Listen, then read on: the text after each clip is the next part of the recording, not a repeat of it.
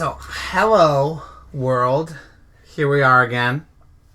I'm Lee. This is Z. We are keeping it interesting. And today... we're on our second interview. 2 interviews. 2 chains. With one of my oldest and boldest friends, Mr. Dominick Ciciarelli. But looking like the youngest. Yeah. I do try. He takes care of himself. Alright, Dom, You still give tan? us... Oh. I do. In a tanning bed? Yes. Actually, I thought that was illegal. No. Well, they charge you extra for that now. What? Yeah, they tax it. They up the price? Yeah.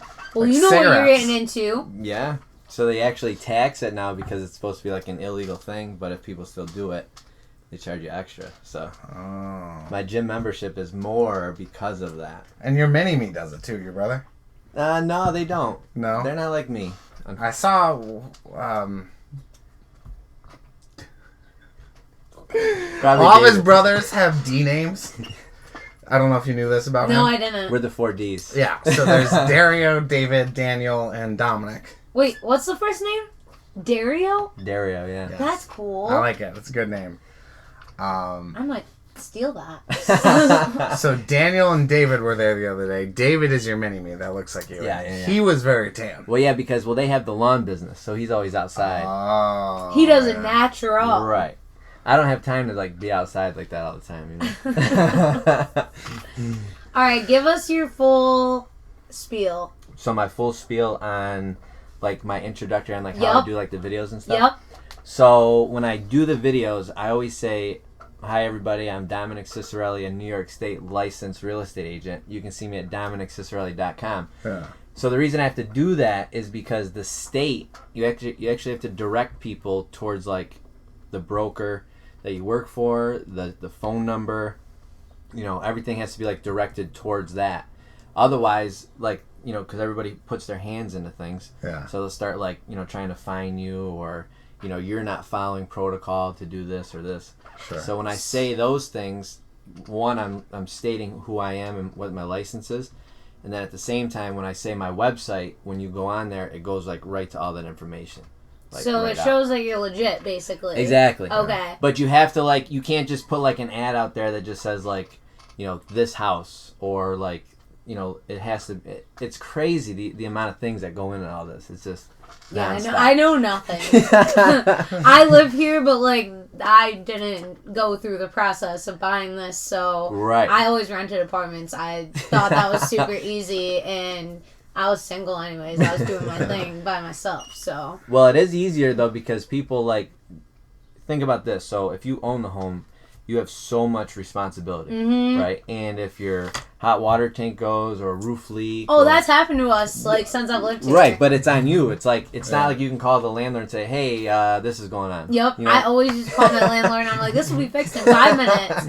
And he lived next door to me, so I was real convenient. So When did you get your real estate license? It was, I'm almost 2 years into it now. So it was December of 2017. Okay. Just ending 17. So. Okay, so it's been a little while, but you just started your social media. Yeah. So the social media thing's been going on now for probably about a year and a half. But more so, it's been growing more so the last 6 months, really. for all real estate agents, you're talking. No. For me personally. Oh, okay. Yeah. Oh, okay. And that's the other thing too. So with all of this, the rules and the signage and all this stuff. So I have to watch how I even do it on there. So that's why I always state me, my license, and then my website. So that way covers all the basis of you're going right to here. You know what I mean? Yeah.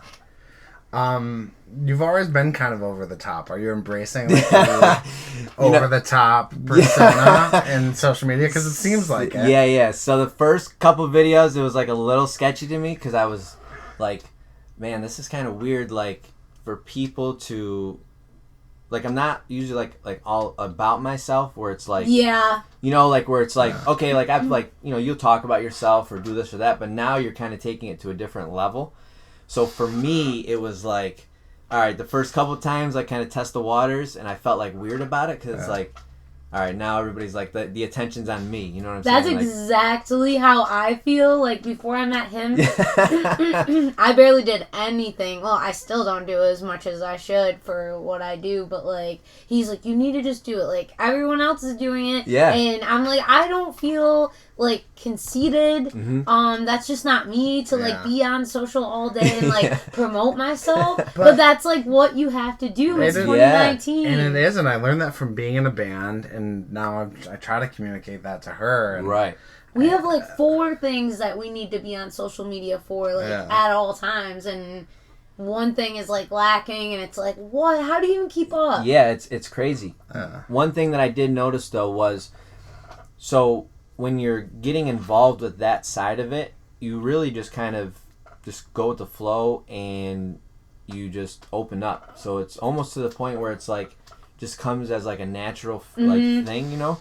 But at the same time, for me, branding wise is important. So, like, a lot of people will kind of hide behind, like, who they work for or the franchise that they work for, and they kind of, like, let that speak for themselves, as opposed to, like, me, where I'm trying to be like it's me, like, show your personal right, self, this is and me, your this is who I am. Yeah. Like, when you think Dominick Ciciarelli, you refer to, you know, real estate, and that you can go directly to him, not having to go through, like, oh, well, he works for this brokerage, or, you know, now you're not thinking about me first.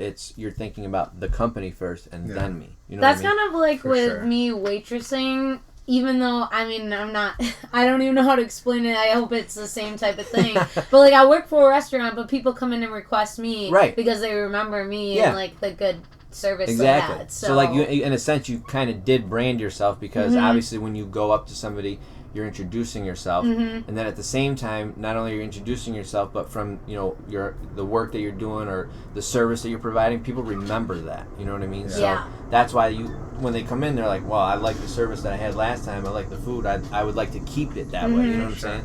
So what do you think is, like, excuse me, what are a couple things that you think that you're like, oh, hopefully they remember Dominick as this, and that's why they come back? Like, what do you think they think of you, or what are you trying to portray as your personality? So when people see my videos, I don't want them to think, like, oh, well, he just is all about, like, just having fun, or he doesn't take things serious, or, you know, it's just like a picture that he's painting, you know, that kind of deal.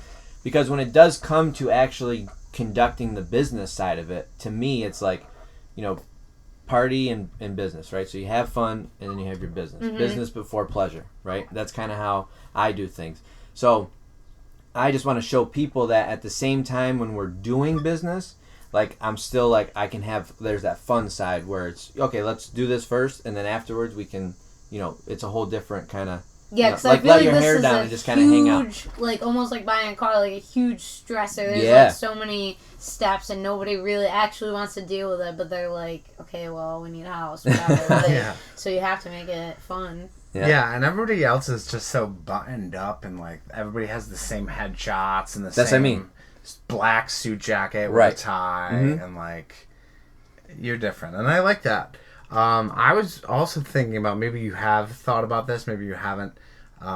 You spent a long time at Fusillo. I don't know if you still work there. Yeah, I do. I still work there. So I was wondering if like, this is maybe conscious, maybe unconscious. Do you think that Billy Fusillo and his advertising style has, like... I think it's been, like, a huge thing, because you're around it all the time. No! No! No, really, though. He just said, I think it was a huge thing.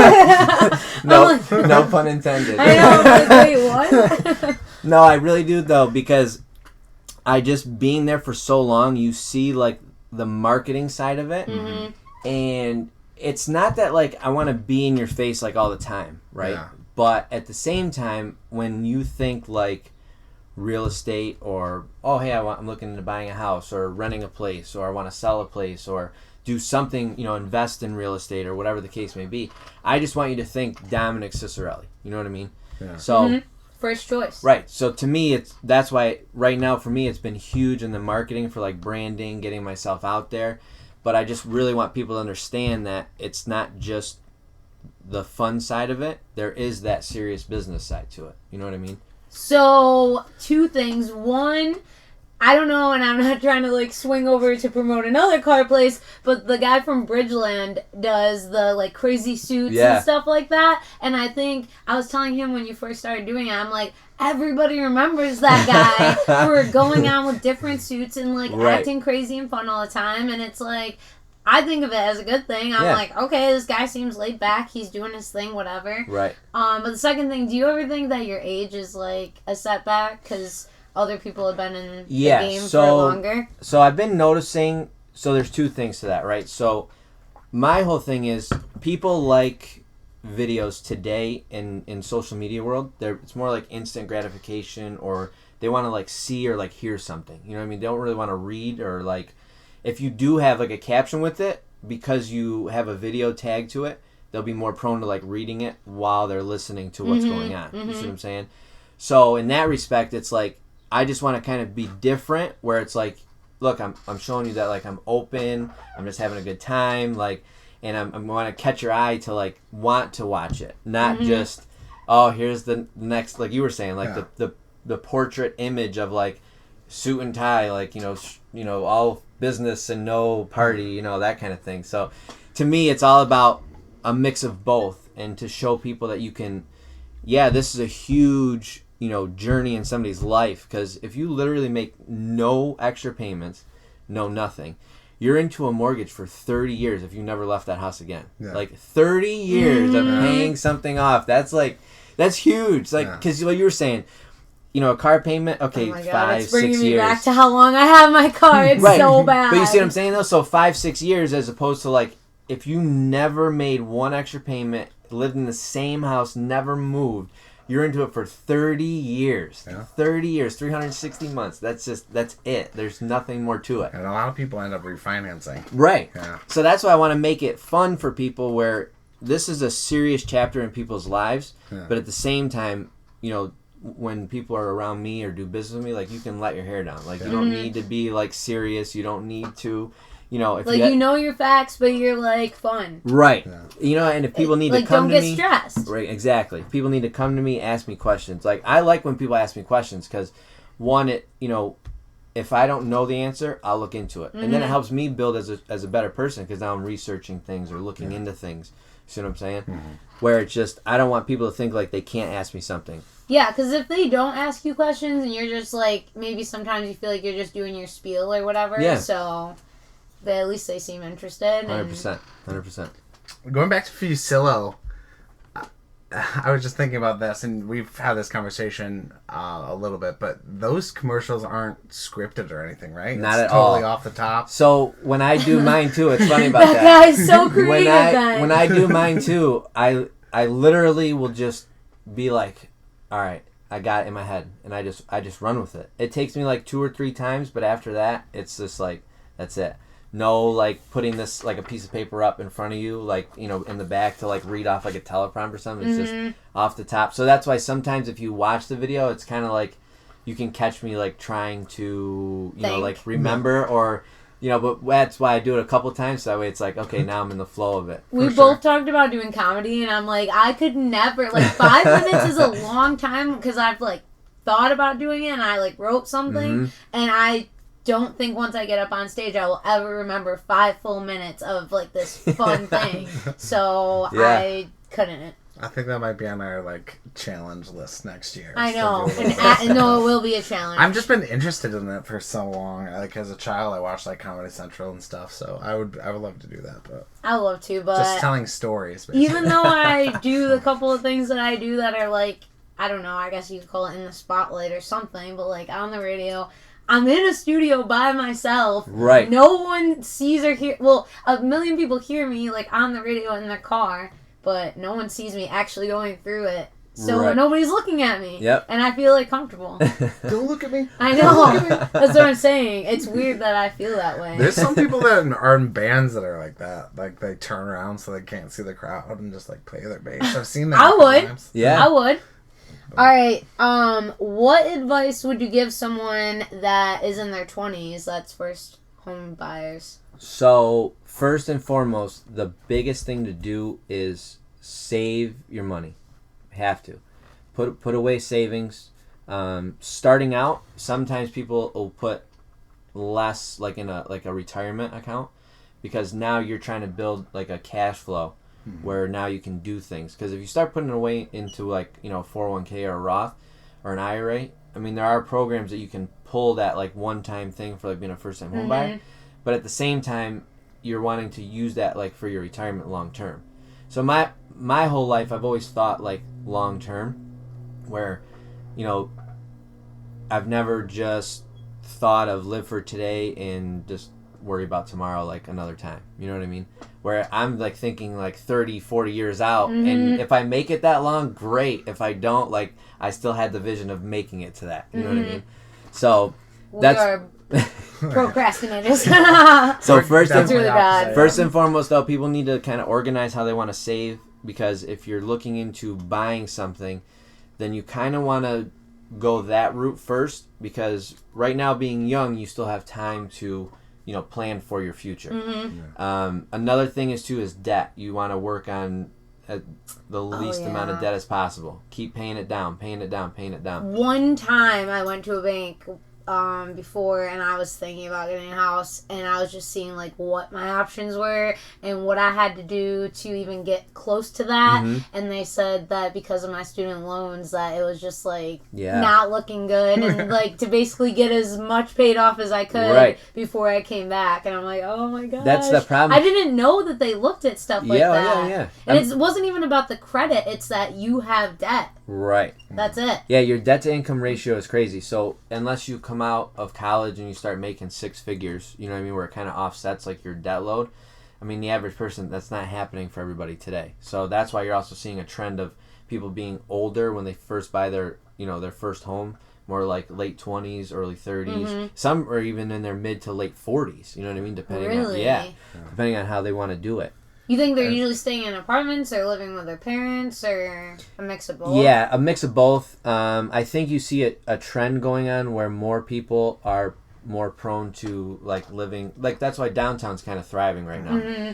Because people like that lifestyle. The apartments are really nice, and at the same time, like we talked about earlier, you don't have to worry about anything. You pay that 1 month fee, and if there's an issue, you call the landlord and say, hey, this is going on, can you fix it? And that's a big thing, because unlike you and I, who had fathers who taught us things even when we didn't want them to. That's what I'm saying. Not a lot of people, and even us, we don't know everything, but at least we know something. I am not half the man that my father is. I probably will never be, but they taught us, how to take care of your house and stuff. Right. I would be completely lost without that base knowledge. It's funny too, because like for me, I did buy my first place when I was like 23, just before like I turned 24. That was my goal. It was to beat my dad, because he bought his first place when he was 24. Damn. So that was kind of like always my drive. Like, I'm gonna beat him. Like, So I ended up buying a 2-family and started like being the landlord side of things, and it's definitely been an interesting ride. I definitely will say that my drive as being a landlord is I'll always keep my places up, and if let's say something catastrophically happened where I had to live in one of my own units, like I would be able to live there. You know what I mean? So I would keep it up like how I would want to live myself. Not like, oh, I'm just gonna collect a check and just call it a day. Like, if you have any issues, just figure it out, kind of deal, And that's what's kind of going on now in the trends with downtown in like Syracuse. Everybody's, trying to change that persona and get rid of like the landlord who doesn't care, like, about the tenants or the, you know what I mean? Because it's not right. I mean, if you want to do that, if you're an investor and want to do that, then you should have respect for the people that are paying your way, in a sense. No different than like the employer. You take care of your employees, they're going to take care of you, and everybody's happy. For sure. They're happy, you're happy, people are making money, and it's a trickle-down effect. You might not make all the money you wanted to make, but you'll make something, and you get somebody happy out of it that, might not have that opportunity somewhere else. Yeah. Have you seen any of these apartments downtown? I've seen some of them. I actually last weekend saw the Pike Lounge, which is like next to Armory Square. It's called something like that. It's just like unbelievable. Absurd. Unbelievable. She, for her day job, did a tour of some new apartments in Ithaca. last week. Oh, really? Unreal. I would never be able to afford that place, even with him, I don't think. Yeah. It was, number one, you had to get into your apartment with your phone. Like, it would, like, unlock it. There was no key. It was just... I can't. They had these rooms where if you got your groceries delivered, they would lock it in this box that was like cold or whatever, so that if you're at work and you ordered your delivery groceries, they'll bring it in, put it in this lock box, and then they'll give you what number it was. So 2019. Yeah, so futuristic stuff, man. They literally had like all these outdoor patio grills. They had grills inside. They had a pool table. Wow. It was just what? Oh, the gym was like half the size of Planet Fitness, and I'm like, and the rooms were just insane. They're really trying to bring like the New York City like vibes or like Chicago vibes, and they're trying to bring those to like, you know, like Ithaca or even like downtown Syracuse, because that's kind of like those happening places where it's you have all the amenities of like a big city. Oh yeah, no, but it's you don't amenity have central. all of like the hassle of like a big city. You know what I mean? That's the thing, because we get a lot of kids from the city or from like even like Midwestern cities, and then they come here for 4 years and then they leave. Right. But if they have a more comfortable vibe, and the thing about downtown is it's great. Like it really is better. I would put Syracuse up there with any city with our population. Oh, absolutely. I think that it's getting better. Yeah, it's just our art and music scene, our culinary scene, like all these new restaurants. You were just down there the other day. Yeah. We were talking about it.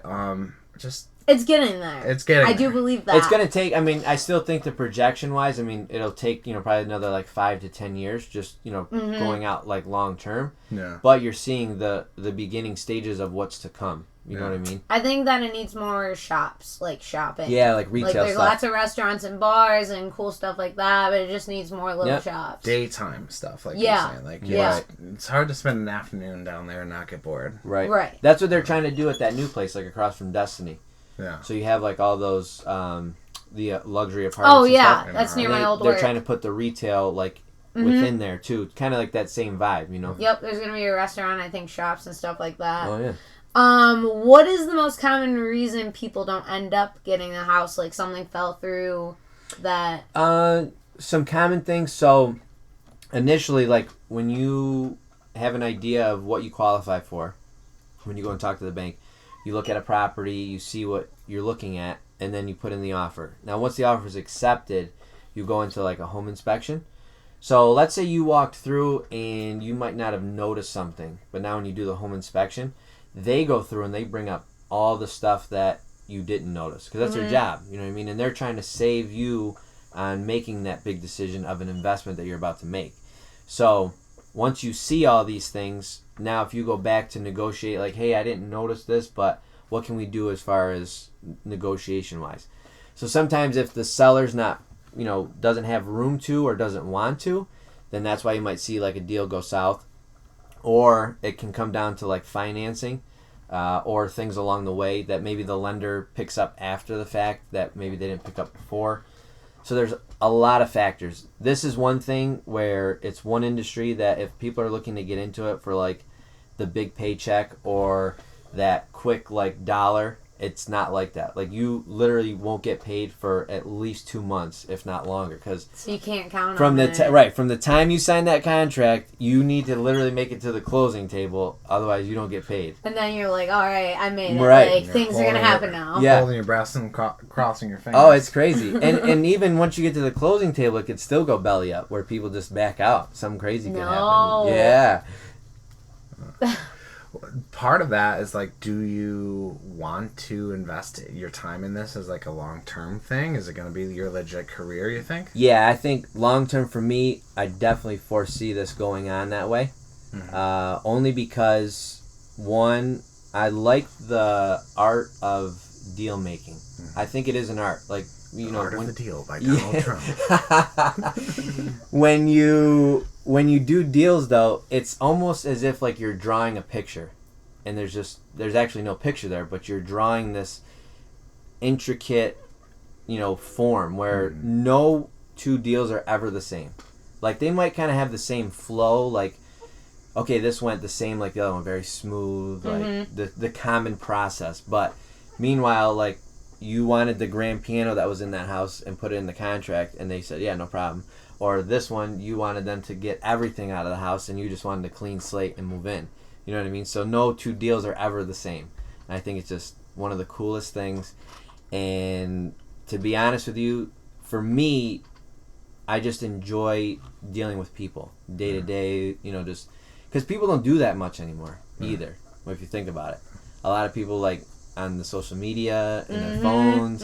Sometimes they get so wrapped up into the social media that they literally think that they may have seen you or talked to you, and they never seen or talked to you in like 2 years. You know what I mean? That's just like serving, though. It's like I love a lot of people. I think get annoyed and they're like, I hate people and stuff, and it's like I love my customers for the most part. I think that the skill of like talking to people has atrophied, and like even like when I'm on the phone, like I'll give my whole spiel when I first got on the phone, blah blah blah. My name's Lee, blah blah blah, and they just won't say anything. Right.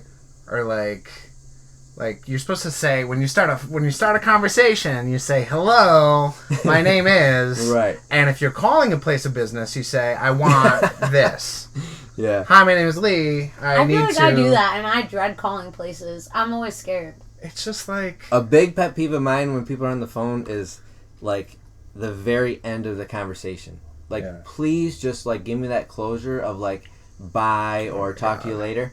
Because some people hang up. That's what I'm saying. They literally like just hang up. Like I get it. Like the conversation was over, but just give me that closure. Like something to just say like, okay, it's over. Thanks, bye. You know. But sometimes you get in that like white people cyclone where you're just going, alrighty, okay, yeah, good to see ya. Yeah. You too. Have a nice day. No. You too. I can't. Alrighty. To end the real estate stuff. All right. If you had the world's attention for 30 seconds, what would you say? For 30 seconds. First of all, I'll do it for you, so you don't have to. This is Dominick Ciciarelli, licensed New York State real estate agent. You messed up already. You literally would not Make sure you go to DominickCiciarelli.com, though. Don't forget that. For 30 seconds, what would I tell people? On the clock. On the clock. I would probably start out by telling people to just please work with me. Like, no. I would just let people know, like, I'm no different than any other person. I'm the same person in or out of anything. So if somebody comes up to me and sees me on this, or if somebody came up to me and just randomly saw me, I'm going to be the same person all the time. Yeah. I'm never going to, I don't want to change. You know what I'm saying? Because I feel like if you change as a person to try to satisfy others, you're going to be like changing yourself all the time. No. All the time. You know what I mean? It's like changing your clothes or your sneakers or, I mean, you'd just be doing it all the time. So basically you're real and you have positive vibes. That's it. And you're serious but not too serious. Exactly. You just need to let your hair down sometimes. That's what I'm getting from this whole thing. Yeah, for sure. To that point, I do think that, and I don't want to get too serious or, you know, blow too much smoke up your ass, but like, I do think that you bring a certain integrity to everything that you do, and I do respect that. Yeah. And I think that, well, just, my whole thing is I just like people to know that there's more to life than just getting hung up on certain things. Yeah. You know what I'm saying? If I can be a part of helping somebody or a part of somebody wanting to work with me or to talk to me, I think that's just one of the coolest things. Because even if you spent 10 minutes talking to somebody or they took the time to talk to you and you learned something from it or they learned something from it, I think that's a win. For sure. Mm-hmm. So you're from a political family. Your father was the mayor of Mattydale for several years. He was. Last decade. Yeah. I feel like very less famous now and more like I'm in the presence of famous. No. Mattydale royalty for sure. It's almost like the local Kennedys. The Mattydale County. Yeah. So you're bringing in politics for the first time on keeping it interesting? Yeah, I mean, he is a Republican, but he's one of the good ones. Yeah. My brother actually, so my dad's getting to that point where he wants to take like a different like he wants to do a change, right? Yeah. So been doing it for so long that it's like, okay, he can still focus on, because he still does like community meetings and stuff. Yeah. But at the same time, he doesn't have all the energy. I mean, you know, obviously when people start getting older, it's like you get less and less like energy in a sense. But at the same time, he's got a different focus on wanting to do more community stuff. Yeah. Like truly focus on like the community and making it like the place that everybody wants to be. You know what I mean? So he just feels like, in my eyes, I mean, with being on the board, and then it kind of takes away from the vision of wanting to just build the community up, like, to an all out. So my brother now is actually going to be going for that position. And, you know, Daniel's, you know, younger. He, you know, has more time, in a sense, to help everybody with their concerns or, you know, things like that. And then at the same time, like I said, so now it's kind of like a double force. It's Daniel's handling this side of it. My dad's over here focusing like just strictly on like Mattydale and the community that like he grew up in, you know. So he wants to see it the same way that it was when he was a kid. And unfortunately, with everything going on, it's kind of doing full circle.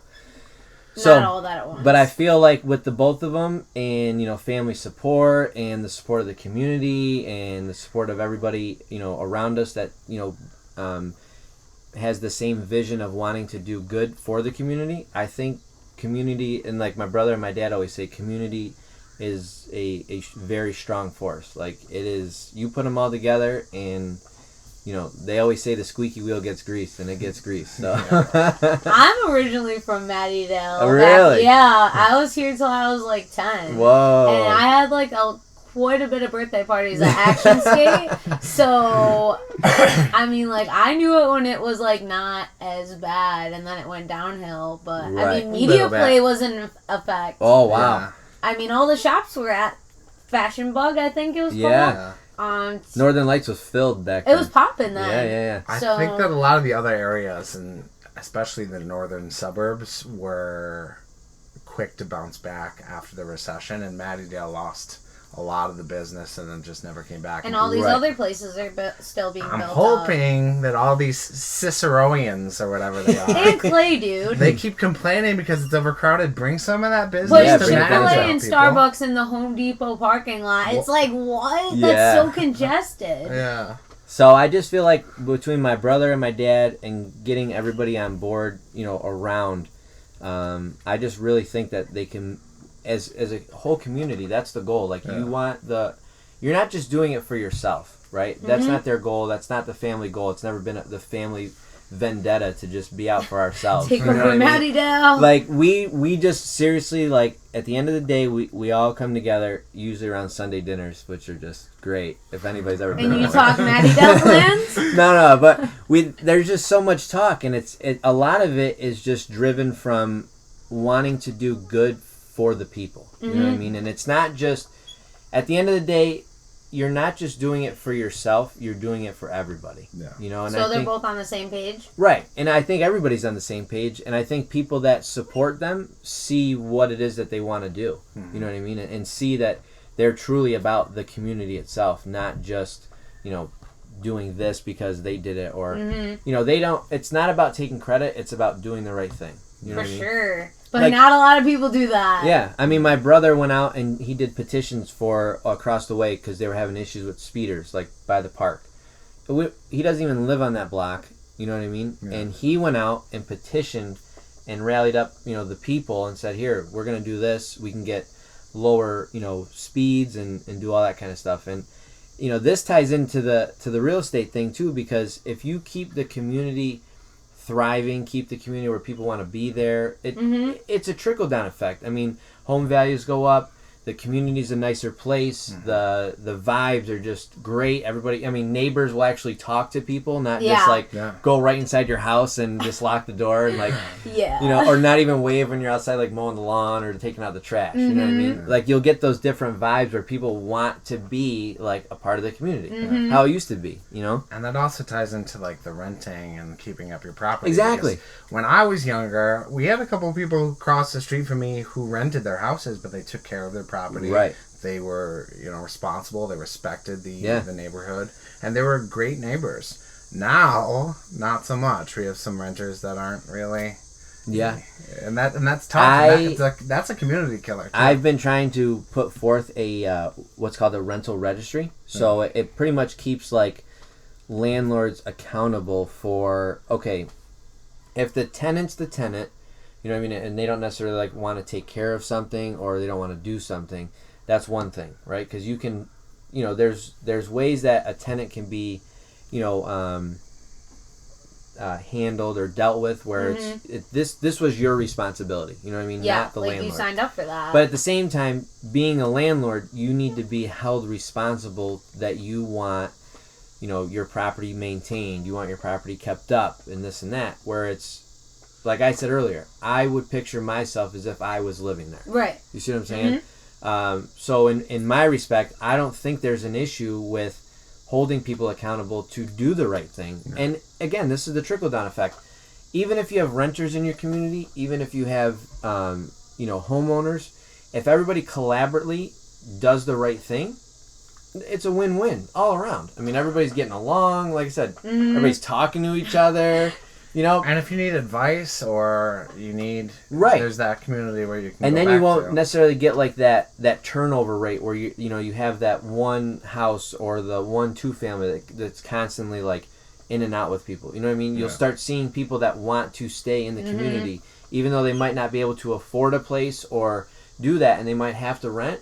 They would still enjoy wanting to stay and wanting to be there. Yeah. It's going to be a mix of all of it. It's going to have to be more shops and stuff brought in, like businesses that are going to stay and people want, you know, because I'm literally, like he just said, I'm driving to Cicero to go to like all the places that I need to go to because there is nothing here anymore. And I think everyone's going to have to keep up on their houses. And I think with Northern Lights, they're redoing Northern Lights and everything. Yeah. So I think that will attract, you know what I mean, more people. I mean, think about it. Media Play has literally been vacant since the 90s. It's still got the faded sign. I mean, if that was just filled, that would bring so much. But that place is huge. Yeah. Too. So the store is huge. Humongous. They got a business.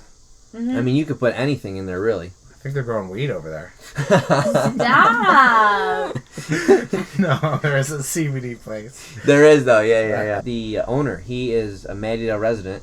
Yeah. Him and his wife own and operate the business. Yeah. And that's kind of what you want, too, in the community, right? So, ideally, I mean, you can't literally have just all community business owners. I mean, that would be ideal, yes, but not everybody wants to take that risk of, like, a business or this or that. But so it's cool seeing people that live in your community that want to stay in the community, obviously, and they're showing that by opening a business. You know # buy local forever.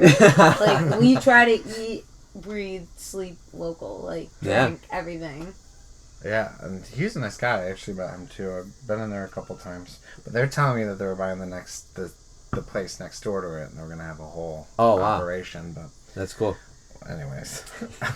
Anything else, or we got? So kind of in the same vein of politics, and this is probably the most controversial we'll get with politics. People, because we're not. I hope that we don't make a comeback with politics. No, like anything worse. Do you have an opinion on the 81 thing?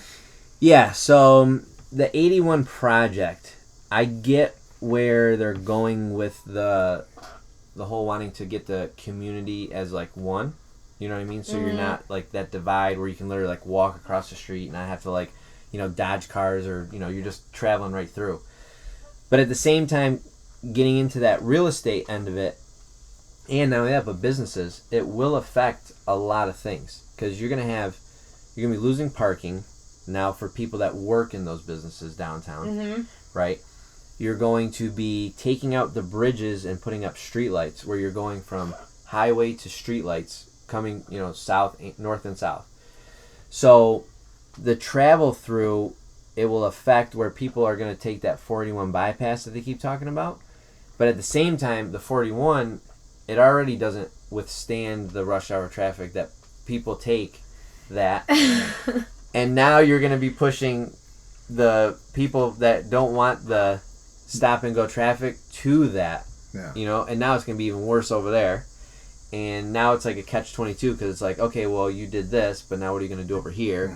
And now if you don't do anything here, then you're going to run into the same issue. Yeah. So it's a busy area with hospitals and things like that. It's like just leave it. Right. Like, it's not ever going to be like a little housing, cool, chill area. Right. Like, there is hospitals and big like things there. Like, what? And another thing, I drive an hour to work. So to go from Mattydale to Ithaca, I don't know. There's no highways there now in Ithaca. Right. Like, barely. Very barely. And it goes from the little bit of tiny highway they have back down into like the towns with stop and go traffic constant, and it's so bad. Yeah. But the point is, they didn't like have one and then take it out and like try to mess with everything. Think about that though. I mean, you already are kind of experiencing what your travel is going to be like, and it's not even happening yet. Yeah. I can't. And if you want to experience, and this has really underscored it for me, we were traveling to one of our DJ gigs on 481,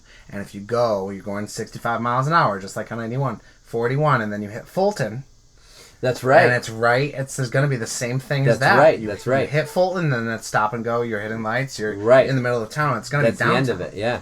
Not only that, but what about the other bridges? They're talking about getting rid of all these bridges, but there are 41 bridges. There's 690 bridges. So you're getting rid of this one bridge, but there's so many other bridges. So it's what is it really going to do? Yeah, and I mean they just put. If they redid the bridges and changed some things up, like how they did like 690, I think they did a great job. I mean, it looks awesome. Like if that was what the plan was to make it look like that, that's like night and day. Yeah. I mean, I think that's just the answer of like, if it's not broke, don't fix it. Yeah. So it's the bridges are like deteriorating, doing what they're doing, but fix what's there because it's working. You know what I'm saying? Like rush hour traffic isn't really rush hour traffic in Syracuse. For sure. The only thing I can think of is that in Buffalo, which my best friend Jake told me about this, is that they did have houses, and then they put a highway in between these houses. That's not how it is. Yeah. That's not. So, like, I would understand if they ended up taking that out and then bringing everyone together, because there is literally tons of houses on each side. Yeah. Because they put a highway there where they totally shouldn't have, and they ruined, like, a housing development. And I think that is part of, like, the big thing is, like, in the 50s when it was built, it did split up the community. But at this point, like... It's not like that. Well, the problem I think people don't understand, too, is this. So, by you ruining the travel of the cut-through, right? So now it's going to affect businesses for, like, those people traveling through, like... from Canada or from Florida, because like I said, you can literally make it all the way through both ways. So now somebody traveling through, if they want to stop at a hotel, restaurant, shopping, like Destiny, I mean, think about all the money that Destiny put in there. That would literally be like nothing. It'd be a ghost town. So by doing all of that, it really does build the community and helps the surrounding communities, because there's businesses there and this and that. But if you think about it, if businesses start going away, then somebody has to pick up the taxes. So that's going to be on the residents. So now your home that's maybe only worth $80,000, you could be spending $8,000 in taxes. Like, that just doesn't make sense. But you have to make up the difference for what's leaving to help still fund, obviously repairing of the roads, or, garbage or waste management, like all that stuff, and I don't think people like I was saying earlier, like I'm a long-term kind of person. So if you're just planning for today because that's like the trend, or you're not looking long term of the effects that it's going to have on people. You know what I mean? And not only Syracuse, but the state. Like, if we go to the community grid, I'm scared, man, because there's so much at stake, and I don't think that people really get that. I think the funny thing though about all this is that like they're kind of coming to terms with like, this is it, right? Like, okay, they're going to do it, whatever. It's not going to start, though, for, like, 5 years, this project, and then it's not going to be done for, like, another, like, 10 years. So there's, like, a whole nother, like, 15 years of, like, waiting this out to see, like, before you can clearly experience the grid. I guess my theory with a lot of things is there not bigger things we could be more concerned with right now? Like, really, to revamp this area than to take something that, like you said, is not broken, like... Keep it? Yeah. Is there not 100 more things we should be worried about? There's a lot of programs like in the city right now to like help people get into homes. There's a lot of programs in general, like grant programs to help people get in homes, not just in the city, but everywhere, I feel like they're really trying to help build up the city, though, because obviously in the area, I mean, that does need the most help. You know what I mean? Because obviously, kind of deteriorating. It's, you know... There's parts that have gotten super nice, and then there's still parts that are like, okay. Yeah, there's pockets. And, it, you know, obviously you're trying to make it where, you know, you want everything to kind of be like a nice flow of everything. Mm-hmm. So sometimes it might not necessarily be like, you know, you can put the $300,000 house next to the $80,000 house, but there could be that flow of transition where it's like, okay, you know what? But sometimes you drive through there and it's like, you got boarded up windows, and then 2 other blocks down the street you got this humongous house, and it's like, how does this, you know, the flow just isn't there, you know what I mean? Yeah, you see that in like Westcott, the campus area a lot. Like 2 blocks down the road, there's literally it's a bad neighborhood. You don't want to walk through at night. It's a cute little area, and then it's like, what? Yeah, exactly. So we're gonna do some rapid fire silly questions. Here. Right. What do we got? What's in your fridge right now? Oh, strawberries. Strawberries. Huge strawberry fan. I just love strawberries. He's going tanning, but he's like eating healthy and working out. Like, sorry. Do you like strawberry milk? I do. I'm not actually like a huge fan of it though, because it's got like a weird like aftertaste, I feel like. But strawberries in general are like one of my faves. Milk is so gross. Now that my mom doesn't make me drink it, I never do. Speaking of gross, if you had the power to close one fast food chain forever, what would it be? Forever? One that you're like, oh my god, I never go to and it's absolutely disgusting. Whoa. Probably Arby's. I was just raving about it like last night. Meat, yeah, dude. I don't know. There's just something about it. Like, you load up that horsey and that Arby's sauce on that beef and cheddar. It's so fattening and gross. It's so good. It gives me some weird vibes, like their commercials and stuff. It's just, I don't know. It's probably sickening. It probably is. I do not eat lunch meat, so I don't go to Arby's often. But I will say that their chicken tenders are very good, and their mozzarella sticks are probably the best. You're gonna ask him that question and then come at him? I'm not coming at you. Let him have his own opinion. The closest thing I come to fast food is Subway, but I mean, Arby's is like, I don't know, dude. There's something about the commercials that just throw me off. It's weird. Not into the salted meats. You got one? If you had all the money in the world, what would be the first thing you'd buy? Oh, wow, that's a good one. So it would probably be this is serious, a white baby grand piano that plays music by itself. I did not expect that. Seriously. A self-playing white baby grand piano. Seriously. If I'm ever a millionaire, I'll buy you one. Second would probably be a red either Ferrari or Lamborghini. Okay. But definitely... These are like luxurious answers. Definitely the white baby grand piano, though, that plays self music. Yeah. I did not expect that. I'm going to have to I don't Google want like this. a huge one, because I'm not going to play it. But yeah. at least like it would be nice, like in the corner, like, you know, you have people over and you're like, hey, I don't play the piano, but it plays itself, and you just play some music, like your own DJ. Yeah, exactly. That's, I feel like, a hard question. I don't even know what the hell I'd say. Yeah. If you were to join one TV sitcom family, which one would you pick? Whoa. TV sitcom family. So it's a toss-up. I could do either. I could see myself doing Big Bang Theory, not because like I fit in that, but because I think it's like so interesting and like just like, I love Big Bang. Funny. You know what I mean? Yeah. Yup. Or what's that one with Tim Allen, the new one? Home Improvement? No. The new one. That's the worst show I've ever seen. You like that show? Yeah, it is shit. I'm sorry, Last it is Man Standing. That's what it is shit. I'm sorry, They have a that's laugh so track? mean. I mean, to each their own. I don't want to come at you for your I know, TV I'm like, choices. we're both like, so tell us what you like. I'm like, no, you're not allowed to like that. No, but and that's don't what's have cool. to like it again. That's what's cool. Like, I just feel like I could do like both spectrums. Like, that is like just kind of like, you know, your everyday like family kind of like just strict, like, you know, like that kind. But at the same time, I could go like way out there, like Big Bang Theory. Like, I don't even fit in at all, but like I could somehow fit in because I can just like, I can talk to anybody. I'm like going back to the 90s with all of mine. I'm like, oh my god, I feel like there were so many I wanted to be in growing up. Like, I could maybe say Boy Meets World, Gilmore Girls. I just thought of Family one. Matters. I just thought of another one that's currently on that I would be like, oh my god, yes. Shoot. Not Big Bang. Who would you pick? Yeah, what would be yours?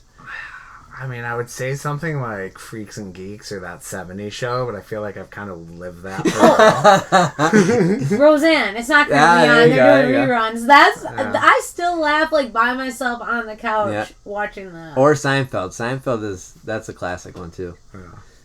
But Modern Family. I like the Modern Family. That's a good I was one. going to say Modern Family, but which one would you pick? There's like 4 of them, so I was like, I'm not saying that. The old guy, Ted Bundy, what's his name? Reminds me of my Uncle John so hard. It's funny.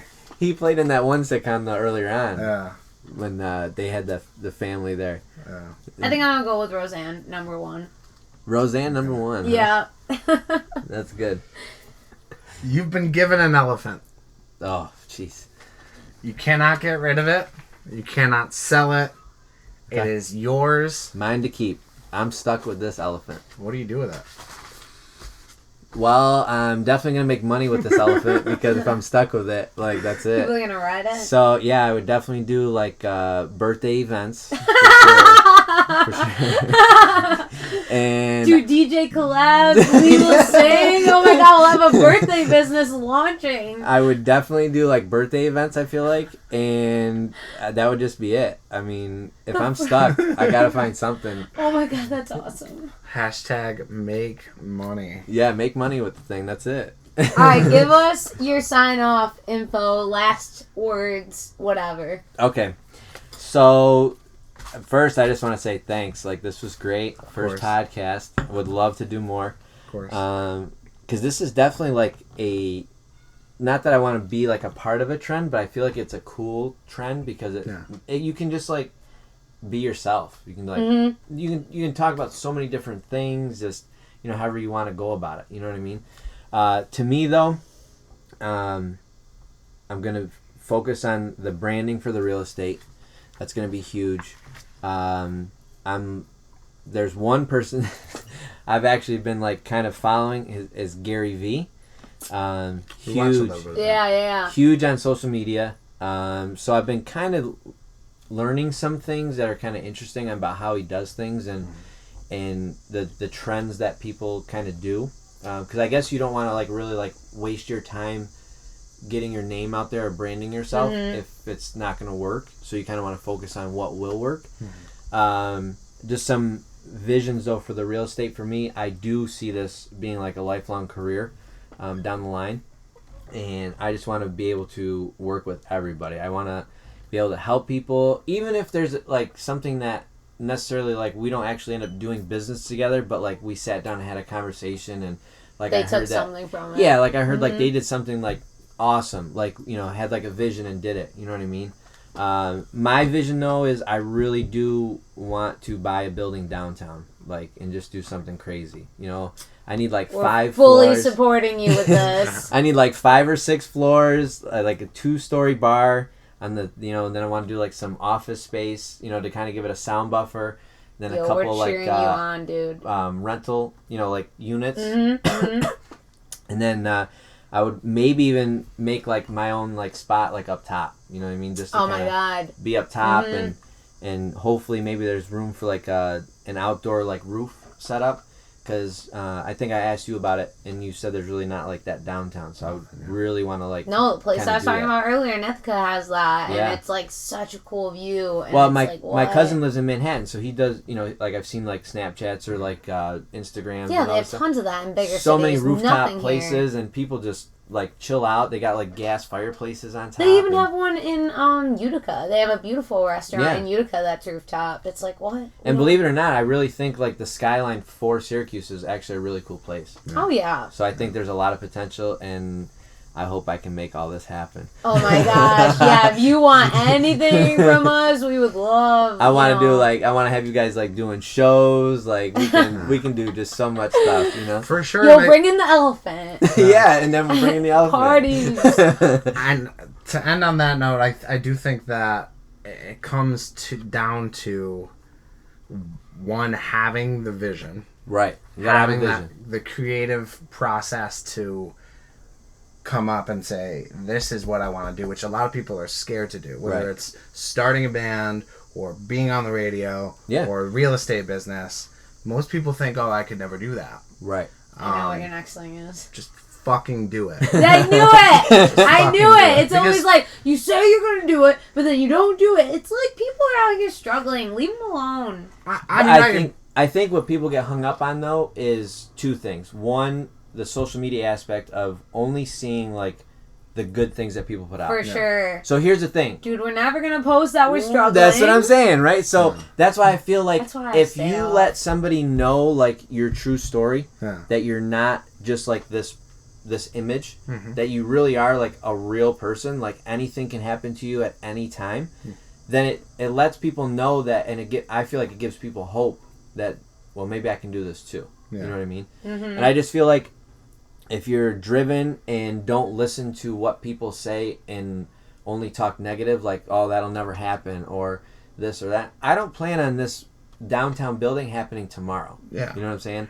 Like, this so many people are going to crap on you on the way up. No, that's what I'm saying. Unreal. And that's been like that my whole life. Is real because you only see, going back to social media, you only see people's best self. You don't see... them waking up at 4 a.m. and going to the gym, and you only see their nice body. You don't see them, saving their money and not going out, and I mean, them buying their first house when they're 24. You know what I mean? That's the whole thing. If people just stay focused and focus on themselves first, it's not that you like. I would love to be able to establish myself and be able to help people, but you have to focus on yourself first because. In order for you to truly do the things that you want to do, you need to get that establishment first. Yeah. You know what I'm saying? Some people might say, oh, you only think about yourself, or that's an ego thing. Or No, that's not the case at all. It's just that you need to focus on yourself because if you want to do greater things, then it'll give you that time to be able to do that. In 2019, you have to be out there doing making things happen, creating things, or like no one's gonna step down. The people that you see that are doing well on Instagram, it's like they have their spot. You know, even if they're not even doing half as good as we see or whatever, it's like we still have to. I guess my thing was with my side gigs was everyone else is already doing this, so why should I? And it's like, okay, but I have my own like flair to bring to the table, so. And it's embarrassing when you're starting out. It really is when you go to your first DJ gig and you don't have the lights and you have maybe speakers that are hand me down. Not that you do, but you have a nice setup. But when you're the band starting out and you're paying for free. I saw so many things where like startup companies that are now like multi-billion-dollar companies literally started out with like nothing. Yeah. I mean, bare bones like $5,000, $10,000, and now you're a multi-billion-dollar company. Did you ever see that photo of Jeff Bezos?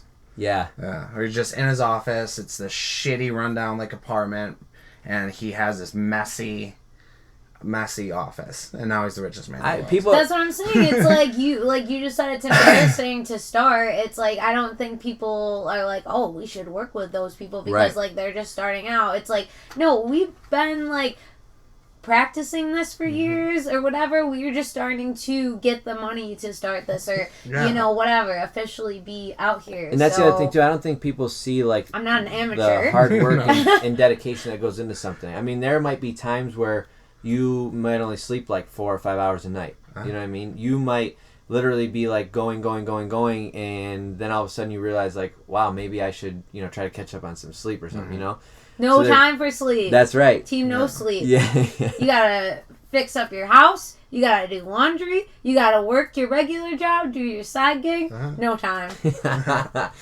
And when you're down to no pants and no socks, you really got to do laundry before anything. So, again, guys, I really appreciate it. Of course. I'm going to sign off. I'm Dominick Ciciarelli, New York State licensed real estate agent. You can see me at DominickCiciarelli.com. King of making deals on Insta. That's right. For Lee, it has been fun. For Z, it's been real. And keeping it interesting. Facebook, Instagram, YouTube. Like, comment, subscribe. Bye.